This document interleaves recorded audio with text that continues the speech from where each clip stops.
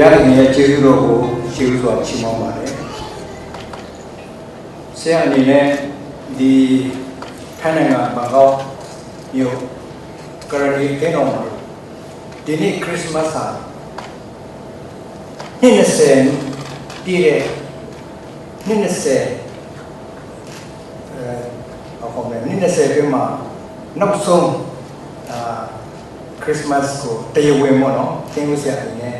တဟောပြောခွင့်ဖျားခင်ပေးတာဖြစ်ပါတယ်1999ဒီဇင်ဘာလဒီခရစ်စမတ်ချင်းခါမှာပဲဒီကရဏီတင်းတော်ရောက်ခဲ့တာဖြစ်ပါတယ်ဆိုတော့ဒီနေ့တော့အနည်း20ပြည့်တဲ့နေ့မှာဘုရားခင်ရဲ့ခရစ်စမတ်ကြောင်းကိုတရားတွေလာဟောပေးရတဲ့အတွက်ကြောင့်ဘုရားခင်ရဲ့ကျေးဇူးတော်ကိုချီးမွမ်းပါတယ်အားလုံးသိကြတဲ့အတိုင်းပဲဒီဘန်ကောက်ကရဏီတင်းတော်မှာတော့ဒီလူဟောင်းတွေရှိတယ်လို့လူဟောင်းတွေပြောင်းသွားပြီးမှလူတစ်ကလေးတွေရောက်တာလည်းအများကြီးရှိပါတယ်ဆိုတော့20ကာလအတွင်းမှာအမျိုးမျိုးသောပြောင်းလဲမှုနဲ့အမျိုးမျိုးသောကျေးဇူးတော်ချီးမွမ်းခြင်းနဲ့ဘုရားသခင်ဒီယနေ့ထက်တဲ့အောင်ဘုရားသခင်ရဲ့တာသနာအမှုတော်ကို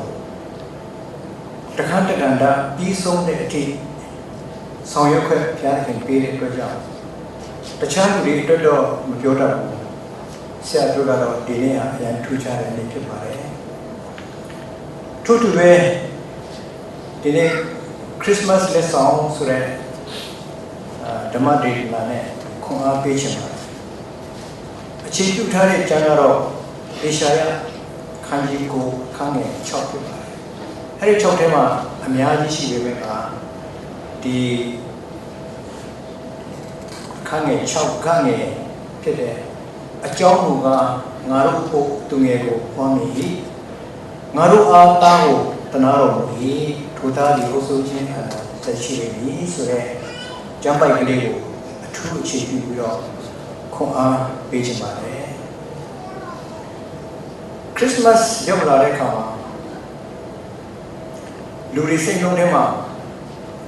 ဘယ်သူကငါလက်ဆောင်ပေးမလဲဆိုတာတဲ့ဘယ်သူကငါ့ကိုလက်ဆောင်ပေးမလဲအဲ့ဒါတော့လေစဉ်းစားကြတယ်ပေါ့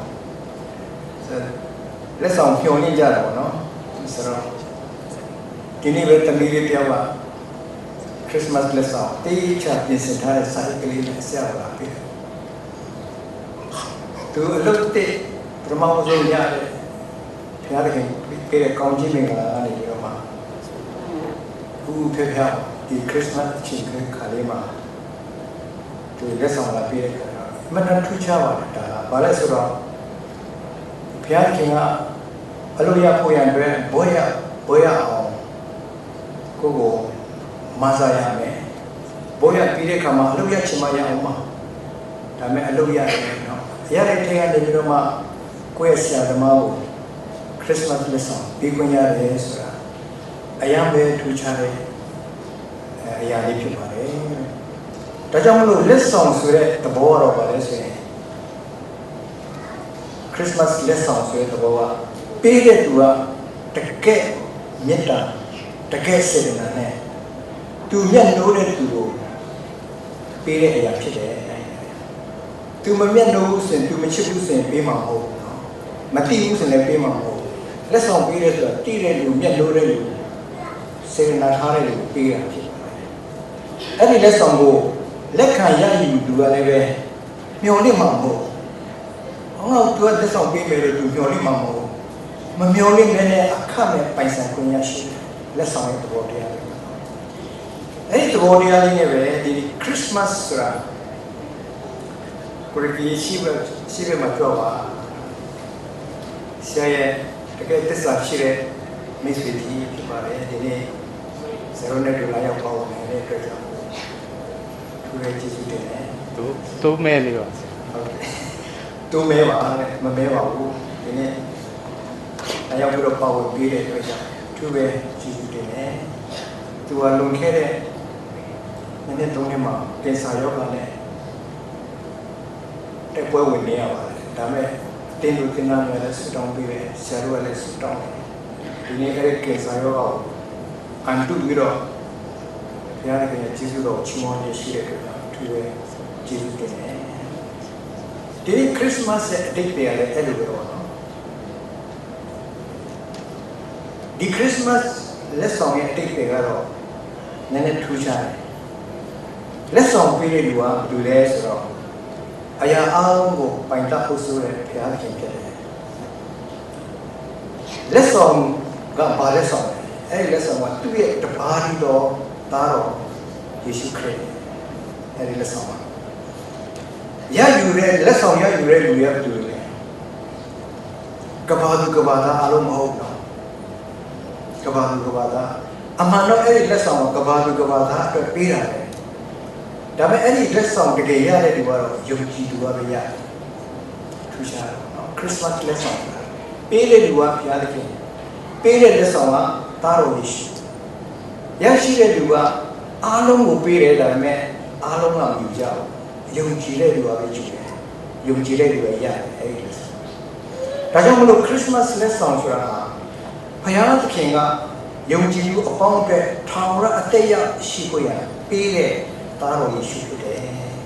ရှင်တော်ခန်းကြီး3ခန်းငယ်16ဘုရားရဲ့သားတော်ကိုယုံကြည်သောသူအပေါင်းတို့သည်ပစ္စည်းချင်းတို့မရောက်ထာဝရအသက်ကိုရစေခြင်းကဘုရားခင်၏မိမိ၌တပါးသောသားတော်ကိုစွန့်တော်မူသည့်တိုင်လောကီသားတို့ကိုချစ်တော်မူတယ်အကြောင်းကငါတို့ဥတ္တငယ်ကိုပွားပြီးငါတို့ကိုသားကိုတနာတော်မူ၏ဆိုတဲ့ကြမ်းချက်လေးနဲ့ပတ်သက်ပြီးတော့ပထမအနေနဲ့ငါတို့အားသားတနာတော်မူတယ်အဲ့ဒီသားဆိုတာကသားတော်ယေရှုကိုပြောတာဆိုတော့ဘုရားသခင်ကကျွန်တော်တို့ကိုလက်ဆောင်ပေးတာယူလို့မဟုတ်တနာချင်းဂရုဏာနဲ့ကျွန်တော်တို့ကိုပေးတာဖြစ်တယ်ဆိုတော့လူရဲ့သဘောတရားကိုကြည့်မယ်ဆိုရင်လူတွေကလေအပြစ်ကိုလုပ်တဲ့အခါမှာမတိလို့လုပ်တာလို့မထင်နဲ့နော်တချို့တွေကတိလဲတော်တော်ကောင်းမတိလဲတော်တော်ကောင်းပြုလုပ်တဲ့အပြစ်တွေခွင့်လို့ပါဆိုဆရာအဲ့ဒါလည်းမကောင်းဆရာအနေနဲ့ပေါ့နော်လက်မကောင်းဆိုတာဘာလဲဆိုအပြစ်လုပ်တယ်ဆိုတဲ့ဟာမတိလို့လုပ်တော့မဟုတ်တိလဲကိုလုပ်နေတာပဲအဲ့ဒါနဲ့အေဝါကိုမေးကြည့်လိုက်မယုံနဲ့သူတို့ဘုရားခင်မပြောထားဘူးလားဒီအတိကိုမစားနိုင်လို့ပြောထားတာလေမစားနိုင်လို့ပြောထားတဲ့ဥစ္စာကိုသူကတိရတဲ့နဲ့မတိခဲ့တော့ဆရာမပြောချင်ဘူးတိလို့လုပ်နေတာလေ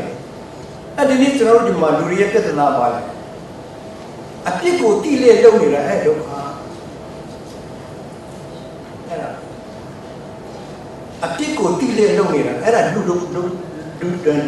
ခကမ္ဘာလောကကြီးထဲမှာလူတွေကတဏှာနဲ့လူပြစ်တတ်တယ်တေးမယ်လူတွေကြည်ကွဲမယ်ဒုက္ခရောက်မယ်မတိဘူးလားတိတဲ့နဲ့တတ်နေတာ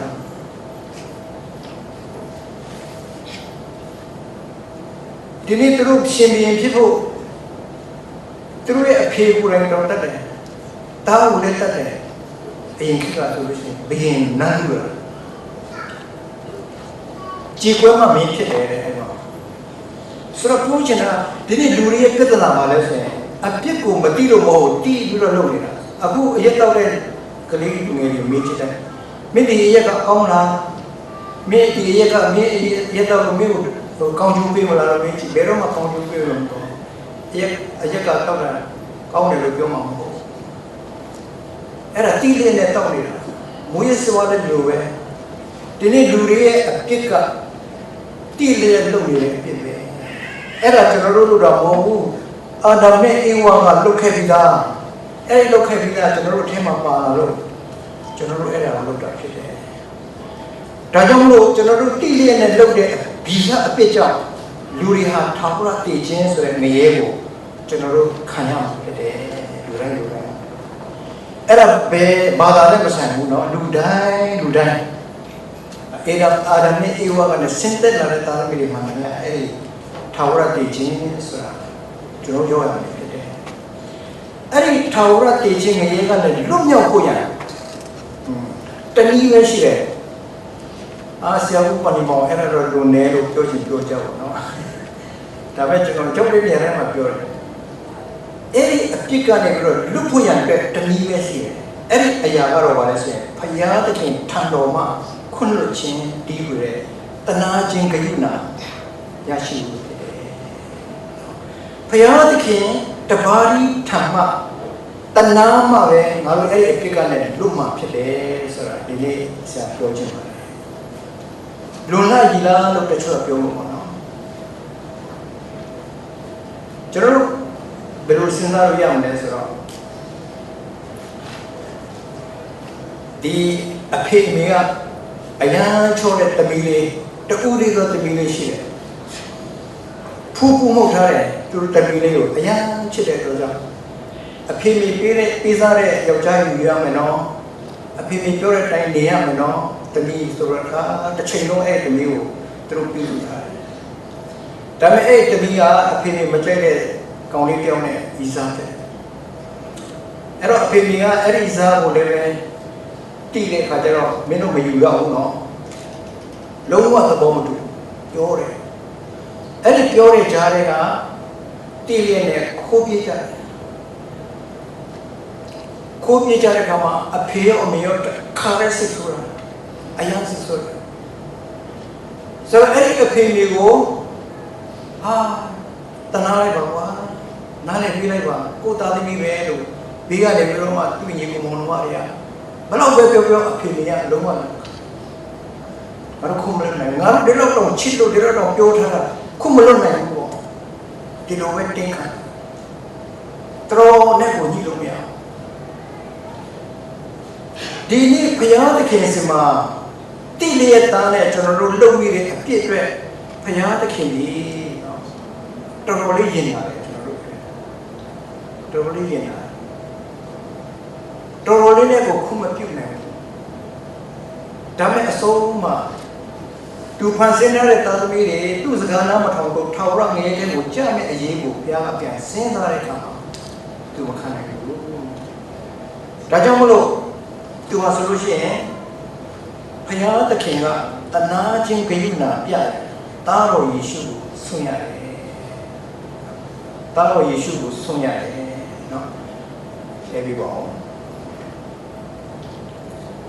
ဆိုတော့ဘုရားသခင်တနာခြင်းဂရုဏာပြတားတော်ယေရှုကိုဆွံ့ရတယ်အပြစ်သားများပူဇာအပြစ်ရဲ့အဖို့ခတ်တဲ့ကားတိုင်းပေါ်မှာအသေးခံရတယ်ဆိုတော့တားတော်ကိုဆွံ့ရတာဘာလို့တားတော်ကိုဆွံ့တယ်လဲသိလားဘုရားသခင်ကလူကိုသူကပရမဝုဇ္ဇပညာပေးတဲ့အခါမှာမင်းတို့ဒီအတီးကိုစားရင်ဧကအမှန်တရားမယ်လို့သူ့နှုတ်ကထွက်တယ်ဘုရားသခင်ကသူ့နှုတ်ကထွက်တဲ့စကားကိုဘယ်တော့မှမပြင်ဘူးဘုရားသခင်ကဘာမြေကြီးတွေပျောက်သွားမယ်ဆုံးသွားမယ်ဒါပေမဲ့သူ့စကားအမြဲတမ်းတည်တယ်ဒါကြောင့်မလို့ဒီအတီးကိုစားလို့ရှိရင်မင်းတို့တည်ရမယ်လို့အဖခမီးတော်ဘုရားသခင်ကပြောခဲ့တော်လဲနော်အဲ့လိုပြောခဲ့တဲ့အတွက်ကြောင့်အဲ့ဒီစကားကိုသူတည်တဲ့အတွက်ကြောင့်တည်ဖို့လိုတယ်လူတွေဒါပေမဲ့လူသူ့ရဲ့သားသမီးတွေတည်မဲ့အစားကိုသူကိုယ်တိုင်ပဲတားတော့အဖြစ်လူစားတိခံပြီးတော့အဲ့ဒီနေရာမှာအတိခံလိုက်တယ်အဲ့ဒါခရစ်မတ်အဲ့လိုအတိခံလိုက်တဲ့အတွက်ကြောင့်အပြည့်ရဲ့အဖို့ခတည်ခြင်းဆိုတာကိုခြေဖြတ်လိုက်တယ်ဒါခရစ်တော်ဒီလူလောကမှာလူစားတိခံပြီးတော့ကားတိုင်းပေါ်မှာအသေးခံတဲ့အချိန်နဲ့စပြီးတော့အာဒမ်နဲ့အေဝါပြုလို့တဲ့အဖြစ်ရှိတော့ခရစ်တော်ကယူတင်သွားပြီတားတော်ယေရှုကယူတင်သွားပြီဒါမဲ့သူကအဲ့ဒီအဖြစ်တွေကိုယူတင်သွားပြီမဲ့တကယ်လို့အဲ့ဒီတားတော်ယေရှုကလူဆိုလို့ရှိရင်အဲ့ဒီအဖြစ်ကိုသူပြန်ပြီးတော့မှအသက်ဖြစ်ပြန်ပြီးတော့မပြင်နိုင်ဒါမဲ့သားတော်ယေရှုကဘုရားဖြစ်တဲ့အတွက်ကြောင့်သုံးရမြောက်တဲ့ခါမှာတည်ခြင်းကိုပြန်ပြီးတော့ရှင်ပြထားလိုက်တယ်ဘုရားဖြစ်ကြောင်းဘုရားစာတည်ပြတည်ခြင်းနဲ့ရှင်ပြထားလိုက်တယ်ဆိုတာဘုရားစာတည်ပြအဲ့ဒါကြောင့်မလို့ခရစ်တော်ရဲ့အထဲမှာအသက်ရှိတယ်သားတော်မှာအသက်ရှိတယ်သားတော်ကိုရတဲ့လူကအသက်ကိုရတယ်အဲ့ဒါကြောင့်မလို့ဒီနေ့ဆက်ပြီးတော့မှကြည့်ကြမယ်ဆိုရင်နံပါတ်1အချက်မှာအကြောင်းမူကားငါတို့ဖို့တုံငယ်ကိုဖွားမိခရစ်မတ်ရဲ့အနှစ်သာရပါလဲဆိုငါတို့ဖို့ဆိုလူသားအားလုံးအတွက်ပြောတာဘုရားသခင်ပေးသလားလို့သူငယ်ယေရှုဖွားမိပြီ a ping yama getting the Era Jamlo, Tua Piana Kinga, Melody a Tiu sign, Tiame, so that two Grigu, Tibu and Red, Taro issue, a take a kind. A take a kind of Elegant Taro, a take a girl, Shinjan Tamia, Chingama, a Pitari, a take a Luchin kind. A ping yama, getting KB. Any ping yama, getting Kelly, a Mugo. Ini seru alumni jitu dulu lekore, tahu tak dulu lekore, Christmas lesson lekore. Tajam lo, era ini dimaya oleh tadi ni, ini ni, cuma alumni ni, cuma Christmas lesson ini cuma yuku yang doa, ngaruh apa? Ngaruh apa lu jore amiao, ngaruh di alam tu jore ha, luda di alam tu kene. Tapi dini cerokia malah ngah apa?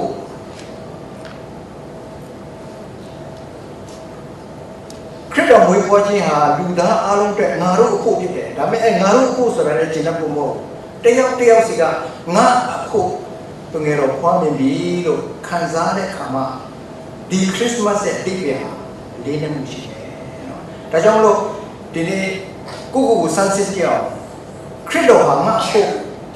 karang bawa ati kami lo. Ngapo, atek kopi, siapa thamno bilo. Nalung dari mata ke kanzaya. Mak kanzaya ini Christmas di belau be jempa wasi. Ada Christmas lesson, kena mian.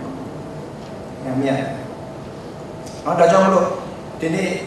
ngaruh apa surat kama ngah apa kredo family so wampiao so pin ini terus pialo.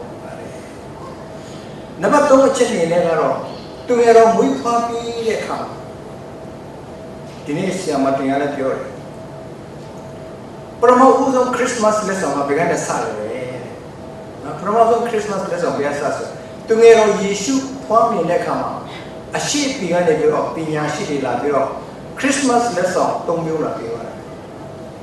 Dalam tahu Yesus go dunia pera, so penyakit tunggu maka lesson tunggu pera. So lesson tunggu go ini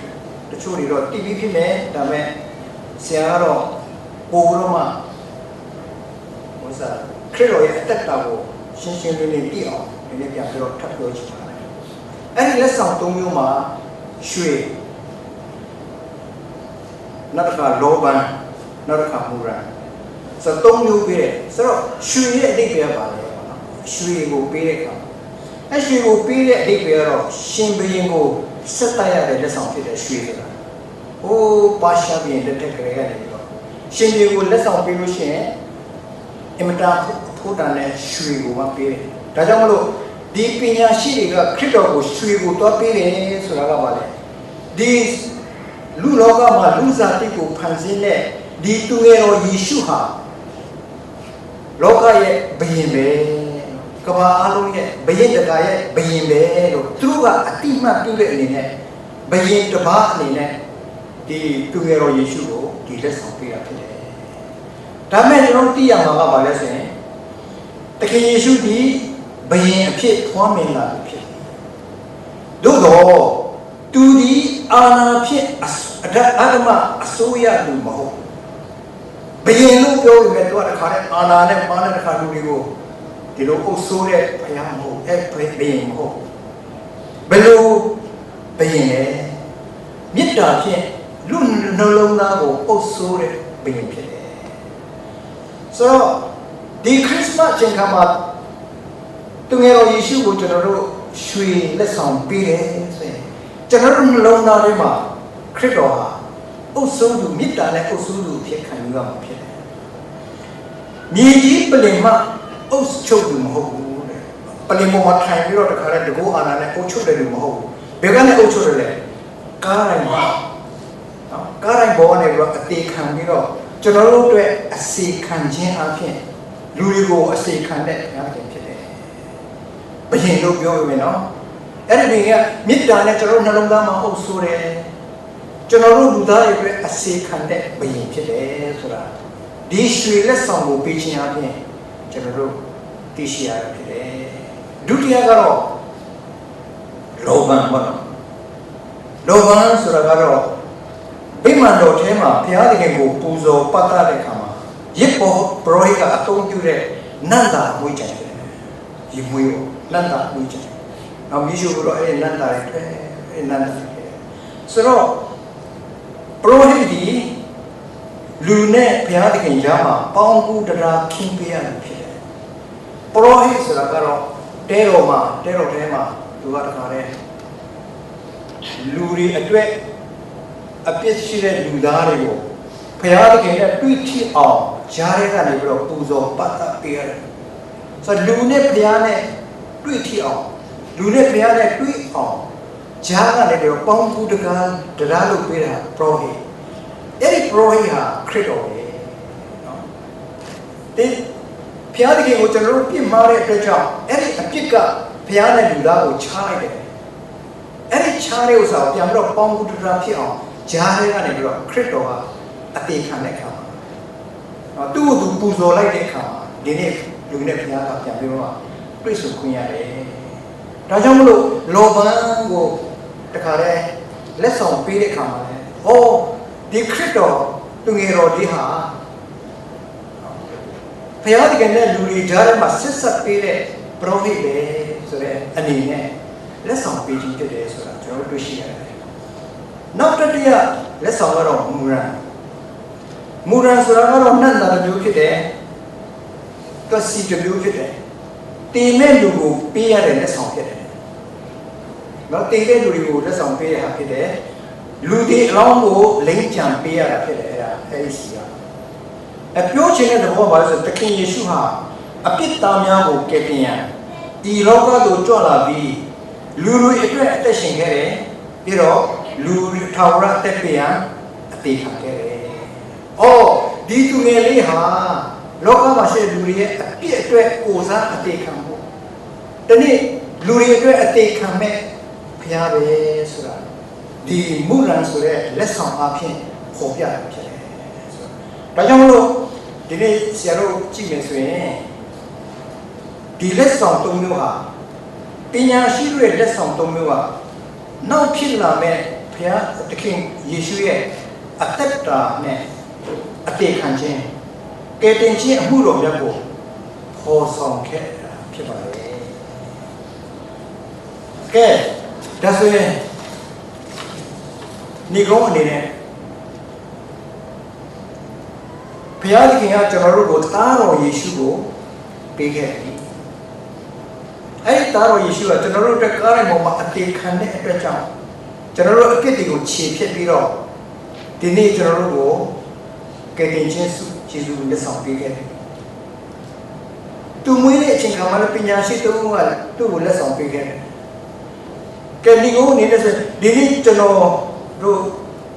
တင်တဲ့ကျွန်တော်တို့ဒီဘုရားသခင်အားဘာခရစ်စမတ်လက်ဆောင်ပေးကြတယ်ဒီနေ့မှာကျွန်တော်ရောက်လာတဲ့အခါမှာအကုန်လုံးယုံကြည်သူတွေပဲကျွန်တော်ခရစ်စမတ်ဒီကျင်းပခဲ့တယ်အဲဒီခရစ်စမတ်ဒီကျင်းပခဲ့တဲ့အခါမှာအဲ့ဒီကျွန်တော်တို့ရဲ့ဘုရားသခင်ပေးထားတဲ့လက်ဆောင်ခရစ်တော်ကိုရတယ်ကျွန်တော်တို့ကတော့ဘုရားကိုဘာပြန်ပေးမလဲ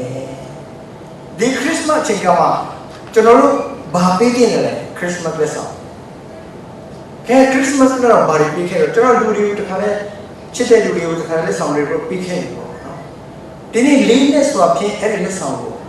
ကျွန်တော်တို့ခရစ်တော်ပြီးမဲ့လက်ဆောင်ပါလို့ဖြစ်နေတယ်။ဆရာစဉ်းစားတော့ဘုရားသခင်အလိုအရှိဆုံးလက်ဆောင်ပါလေ။ဆိုတော့မိခါအခန်းကြီး6မှာဘုရားသခင်အလိုရှိတဲ့လက်ဆောင်ကတော့ပါလေ။တရားသခင်ပြုခြင်း၊ဂရုဏာကိုနှစ်သက်ခြင်း၊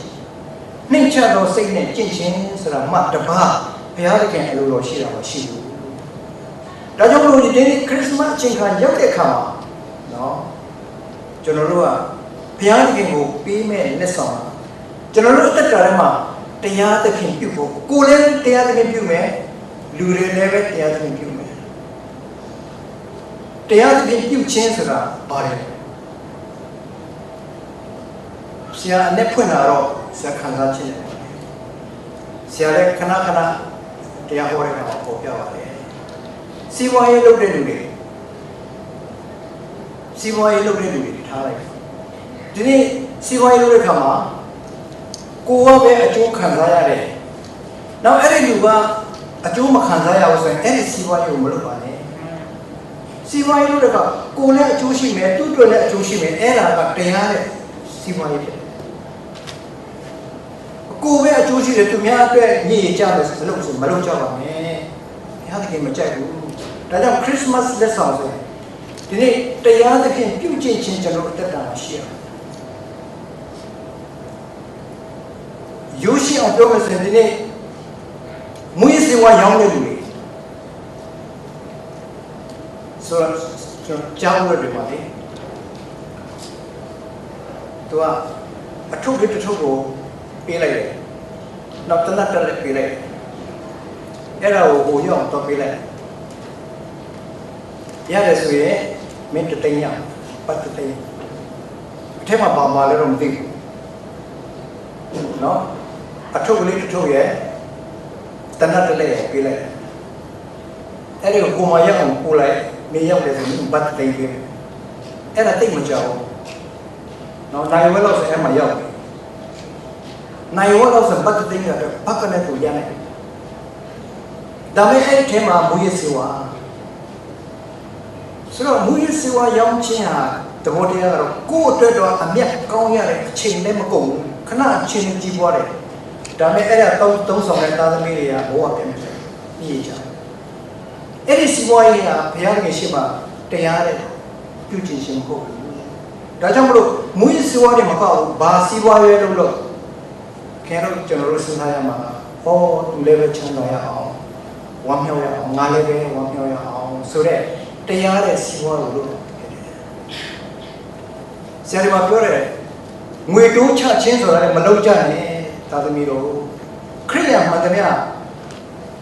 ငွေအတိုးချချီးတယ်ဆိုတာမလုပ်ကြပါနဲ့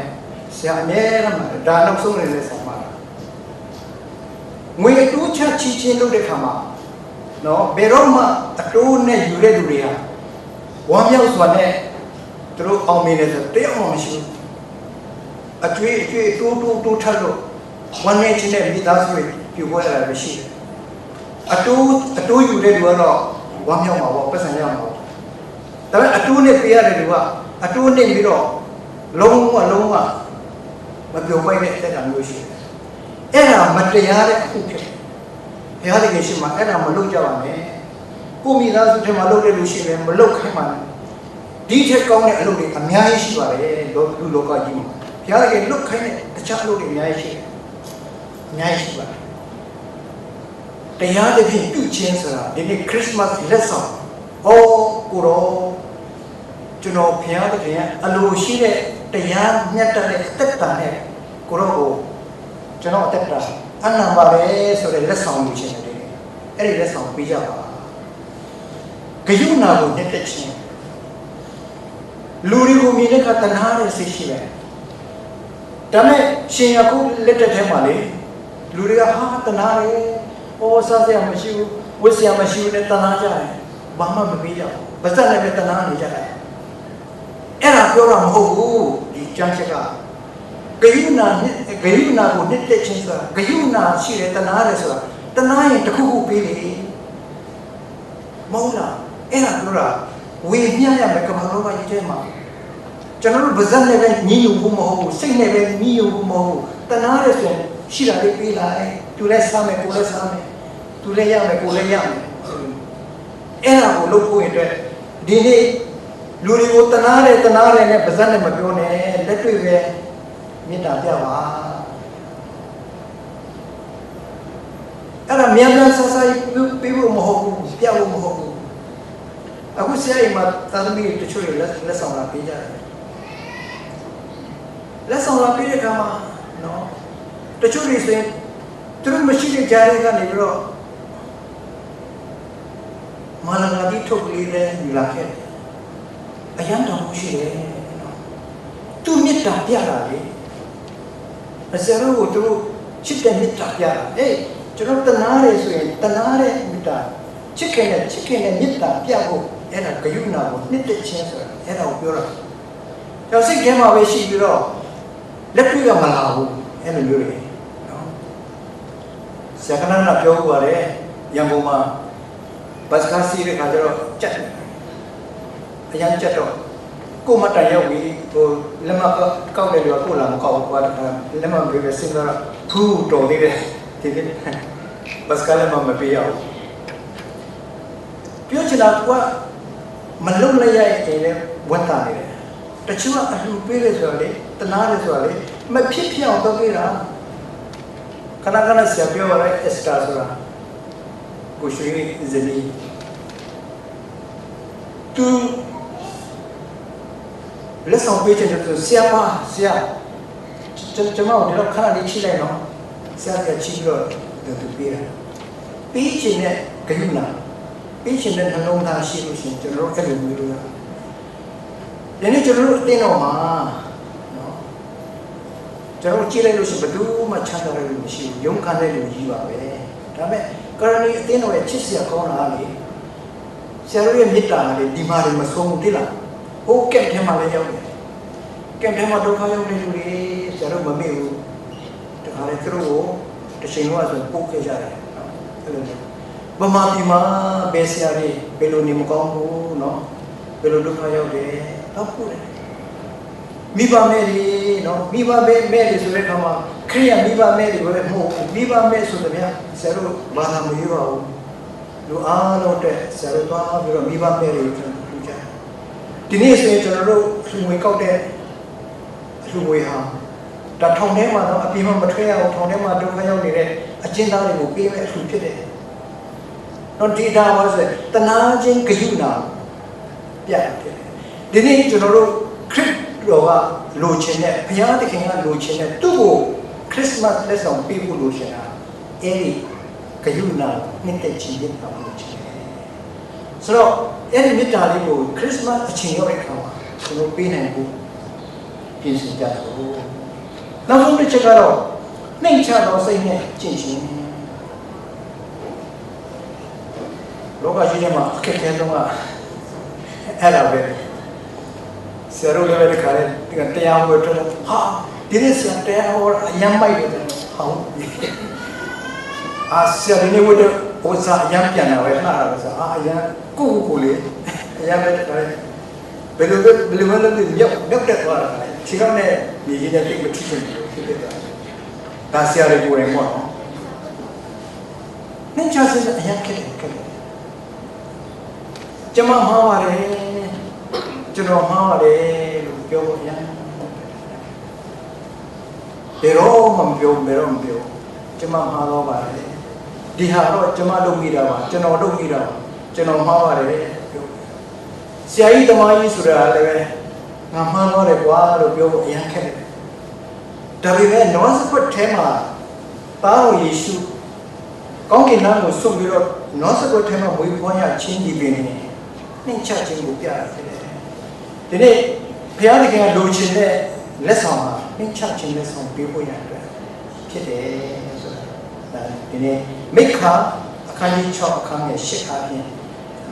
Taga, the road carrying PM. Not to shake out of Salah as a day, Sakonima. Salah Salia, but the Arkin Nintendo with a Jimuga, two bed or similar way. But Salamato, not the child Lamato, but only two parents in room. Two pet chiquettes in a room, no. You died about us and didn't charge him. Nasure had allow you to correct chicken. Now, Mohu sing alone, Piat Kensima. Let's all love people, Piat Kensima. That Christmas set. Luria Piago paid Christmas lesson. Get now to check Garovales and Pian. Gaffin. You need to generally do a pound of bar Christmas with some people. Pianic or baby, ကျွန်တော်တို့စိတ်နှလုံးတွေကျွန်တော်တို့ရဲ့အကျင့်တွေအကုန်လုံးဘုရားဖျားရင်အလိုက်ပြီးဟောင်းပြီဒါဆိုရင်လူအချင်းချင်းရောလူအချင်းချင်းတွေကြားမှာဟောကျွန်တော်တို့လူအပေါင်းတွေကိုကျွန်တော်တို့ဗာလက်ဆောင်ပေးမလဲဆရာပြောရတယ်ကိုယ်သားသမီးတွေကိုဗာအမွေပေးမလဲကိုယ်သားသမီးတွေအမွေပေးတဲ့အထဲမှာအကောင်းဆုံးအမွေကခရစ်တော်ပဲလောကစီစဉ်နေလောကပညာတွေကောင်းတယ်မကောင်းဘူးပြောမှာအဲ့တက်ကောင်းတာကခရစ်တော်ကိုပေးဖို့ပဲခရစ်တော်အဲ့လိုပဲဒီနေ့ကျွန်တော်တို့တကယ်ချင်းတွေကိုဒီနေ့လက်ဆောင်ပေးဖို့ကဗာလက်ဆောင်ပေးမလဲဆိုရင်ကျွန်တော်တို့အတွက်လူလောကမှာအသေးခံပြီးတော့ကျွန်တော်တို့ကိုထာဝရပေးတဲ့ထာဝရအသက်ပေးတဲ့ခရစ်တော်မှာတော့ကျွန်တော်တို့လူတွေကိုလက်ဆောင်ပေးဖို့မရှိဘူးကျွန်တော်တို့ပေးတဲ့လက်ဆောင်ကဥမာဆိုရင်ရွှေတုံးဆိုတော့အဲ့ဒီကောင်ပြောင်းနေတယ်ပတ်စံတသိန်းဆိုတော့တုံးပြီးတော့ကုန်သွားနိုင်တယ်ဒါပေမဲ့ခရစ်တော်ကမကုန်နိုင်ဘူးဒီနေ့ခရစ်တော်ကိုရောက်ရှိတဲ့သားသမီးတွေခရစ်တော်ရဲ့ကျေးဇူးတော်ကိုချီးမွမ်းလို့မဆုံးနိုင်ဘူးနော်နေ့ဒီမှာဒီတစ်ခါပဲခရစ်မတ်လက်ဆောင်အကြောင်းကြားဖို့တွေရှိတယ်ဒီထဲမှာလေ့လာတဲ့မိတ်ဆွေငယ်တွေထဲမှာဒီနေ့ကျွန်တော်ပေးခြင်းတဲ့လက်ဆောင်ကတော့ခရစ်တော်ပဲအဲ့ဒီခရစ်တော်ဟာခင်ဗျားတို့ကျွန်တော်တို့ရဲ့အပြစ်ကိုအကုန်လုံးပြီးဆက်သွားပြီနော်ဒါဗမာဘုရားဘာသာရဲ့ခဏခဏပြောတယ်မင်းတို့ခရစ်ယာန်တွေကခရစ်တော်ဘုရားကိုယုံကြည်ယုံလေးနဲ့ထောင်ရအသက်ရမယ်လို့ပြောတယ်ယုံကြည်ယုံလေးနဲ့ထောင်ရအသက်ရမယ်ဆိုမလွယ်လို့ဘူးလားလို့ခဏခဏပြောတာရှိတယ်မလွယ်ဘူးမိတ်ဆွေလူဖက်ကဘာမှမလွယ်ဘူးဆိုပေမဲ့ဖခင်ဘက်ကအသက်ဆုံးခဲ့ရတယ်ဒါကြောင့်ကားတိုင်းတရားဆိုတာအပြစ်သားတွေအတွက်ကားတိုင်းပေါ်မှာအသေးခံတယ်ဆိုတဲ့ဖခင်ဟာဒီခရစ်တော်ပဲရှိတယ်ဘာသာတွေအကုန်လုံးမတူဘူးခရစ်တော်မတူဘူးခရစ်တော်ဟာကျွန်တော်တို့အပြစ်သားတွေအတွက်သူ့ရဲ့အသက်ကိုဆုံးခဲ့တဲ့ဘုရားဖြစ်တယ်ဒီနေ့မနေ့ယနေ့တော့ကလာအသက်ရှင်တဲ့ဘုရားသခင်ဖြစ်တယ်အဲ့ဒီဘုရားသခင်ကိုရထားလို့ရှိရင်အခုလည်းပြောတယ်နောက်လည်းပြောမယ်ထောင်ရပြောမှာဖြစ်တယ်နော်ဒါကြောင့်မလို့ကျွန်တော်မပြောချင်တယ်ဆိုလို့ရှိရင်ဒီနေ့ကျွန်တော်တို့ရရှိထားတဲ့ထောင်ရအသက်ပေးပိုင်တဲ့သခင်ယေရှုခရစ်ကိုကျွန်တော်တို့လူတွေကိုပေးကြစို့ဒီခရစ်မတ်အချိန်ခါမှာအထူးသဖြင့်ခရစ်မတ်အချိန်ခါမှာပေးလို့ရအောင်လေဒါကြောင့်မလို့ဆရာတို့ဒီထိုင်းနိုင်ငံ Thailand Baptist Convention ဆိုတဲ့ထိုင်းနိုင်ငံနှစ်ချင်းအသင်းချုပ်ရဲ့အထွေထွေတွင်းမှုဒေါက်တာဆွန်ချိုင်းဆိုတဲ့ပုဂ္ဂိုလ်ကစာရေးထားတယ်အဖေဆိုတဲ့ခရစ်မတ်စာအုပ်လေးရေးထားတယ်အဲ့ဒါအခုဆရာမှာထားတယ်တုံးနေရထပ်ပြီးတော့ရတယ်ဒီတုံးနေရအဲ့ဒါကိုဒီတိုးတွင်းမှာကိုယ့်ရဲ့ဒီထိုင်းတငယ်ချင်းတွေကိုဒီအဖေအကြောင်းကိုထားတယ်ကျွန်တော်ဝင်ခါကြဆိုဆရာတို့ကိုတရားတော်ဝေပြီးခုတုံးနောက်ထပ်နေရထပ်တော့မှထားတယ်ဆိုတော့ခရစ်တော်ကိုဝေမျှအောင်ခရစ်တော်ကိုလက်ဆောင်ပေးအောင်ကျွန်တော်တို့အသက်တာမှာခရစ်တော်လက်ဆောင်ပေးရင်လေအဲ့ဒီလူကတသက်လုံးကျေးဇူးတင်လို့မဆိုတသက်လုံးကျေးဇူးတင်လို့မဆိုကျွန်တော်တို့တခြားလက်ဆောင်ပေးတော့အဲ့လက်ဆောင်လေးကတခါတခါမိသွားတယ်တခါတခါပျောက်သွားတယ်တခါတခါပုတ်သွားတယ်ဒါပေမဲ့ခရစ်တော်လက်ဆောင်ကတော့ထာဝရလက်ဆောင်ဖြစ်တဲ့အတွက်ကြောင့်ဒီနေ့ကျွန်တော်တို့တွေကလူသားအပေါင်းကိုကျွန်တော်တို့ဝင်ခရမယ်ခရစ်တော်ဆိုတဲ့လူလောကကိုကြောက်ရောက်လာပြီးတော့လူတွေအတွက်အသက်ရှင်ပြီးတော့လူတွေအတွက်အသေးခံသွားပြီးတော့လူတွေအတွက်ရှင်ပြန်ထားပြောတဲ့ခရစ်တော်ကိုဒီနေ့လက်ဆောင်ပေးကြပါစို့လို့ပြောရင်းညီကုန်းချိုးပါတယ်ဒီနေ့ကျမ်းစာတော်သူပေါင်းလို့တစ်တော်ဝိညာဉ်ကို